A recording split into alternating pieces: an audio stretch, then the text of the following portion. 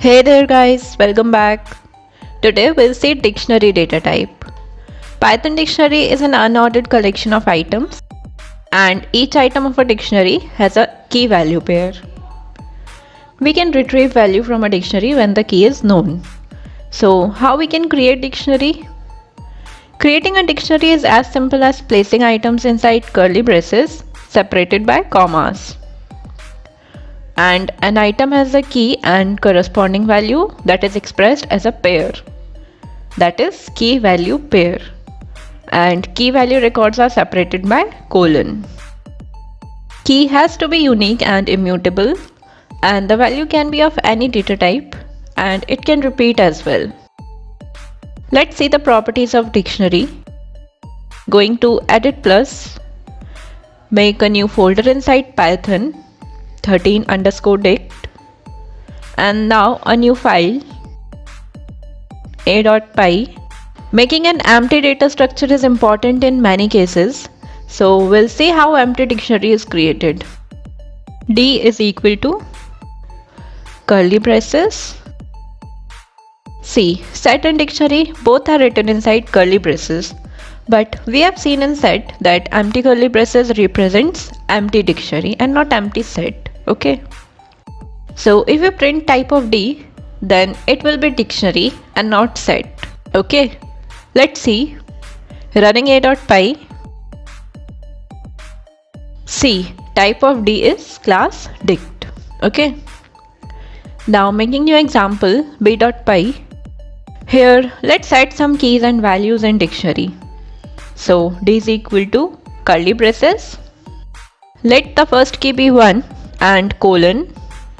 Its corresponding value be string, let's say apple, then comma, and similarly for second item, key is 2 and value is, let's say, ball, and print D. Let's print type of D also. Print type of D. See, here our dictionary has the keys as int and the values as string.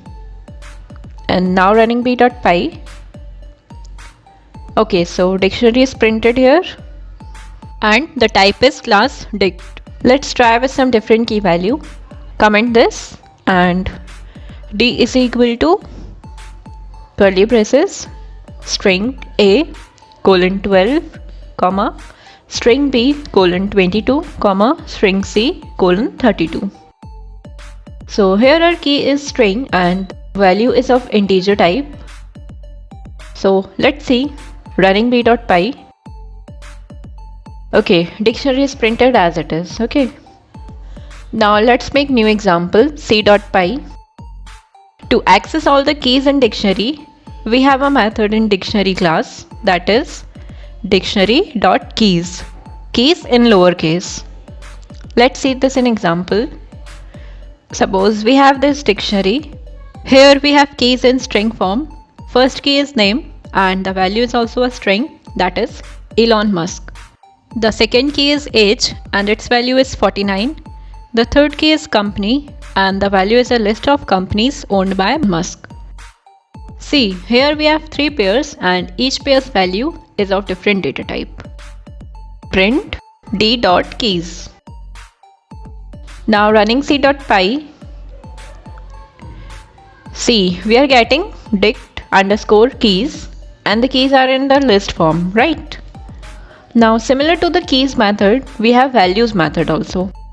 So let's see, print d.values and now running c.py. See, we are getting both keys and values in the list form. We have string, that is Elon Musk, an integer, that is 49, and a list, that is names of different companies. And all our values are inside list. Okay. Now new example d.py. We have a dictionary D equal to 1 apple, 2 banana, 3 cherry and 1 mango. And print D. See, here we have 2 records with same key. So let's see is that legal or not. Running d.py. See, in the original dictionary, we have value apple and mango with key equal to 1. And in the output, we are getting only mango. This is because we can't pass duplicate keys in the dictionary. The key which comes last will replace the older key. Here, mango comes after apple, so it replaces apple. Okay. So this is a property of dictionary. We can't pass duplicate keys. Okay. Now making new example e.py. Suppose here we have a dictionary d equal to 1a, 2b, 3c, 4d. Now let's see another way to write a value with a known key. Suppose we have a case where our keys are known to us but the values are not. So here we have to find a value corresponding to the key 2, let's say. So we'll write print d square brackets 2. So just like we do indexing in list, in dictionary we can pass the key instead of index and it will return us its corresponding value. So let's see running e.py.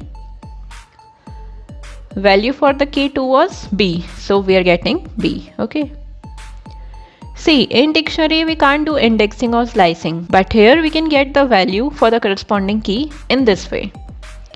Okay. So that's it for this video. We'll see more properties in the next video. Thank you.